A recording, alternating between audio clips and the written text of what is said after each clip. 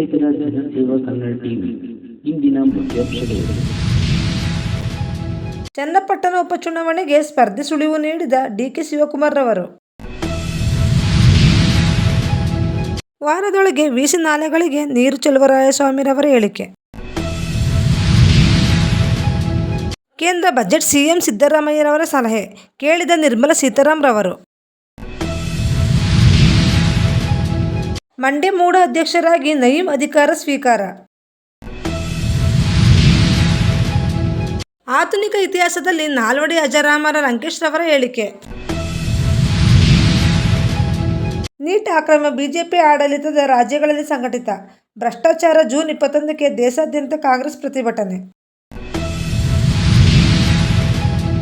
ಮಂಡ್ಯದಲ್ಲಿ July 22ರಂದು doctor ವೀರಶಿವಲಿಂಗಯ್ಯಗೆ ನಾಗರಿಕ ಅಭಿನಂದನೆ. ಪರೀಕ್ಷೆ ನಡೆದ ಮರುದಿನವೇ ಯುಜಿಸಿ ನೀಟ್ ಪರೀಕ್ಷೆ ರದ್ದುಗೊಳಿಸಿದ ಕೇಂದ್ರ ಸರ್ಕಾರ. ಮಂಡ್ಯದಲ್ಲಿ ಅಟಲ್ಜಿ ಜನಸ್ನೇಹಿ ಕೇಂದ್ರದ ಆಪರೇಟರ್ಗಳಿಗೆ ಸಿಗದ ವೇತನ ಪ್ರತಿಭಟನೆ. ನೀಟ್ ಅಕ್ರಮ ಹೈಕೋರ್ಟ್ ವಿಚಾರಣೆಗಳಿಗೆ ಸುಪ್ರೀಂ ತಡೆ, ಕೌನ್ಸೆಲಿಂಗ್ ನಿರಾತಂಕ.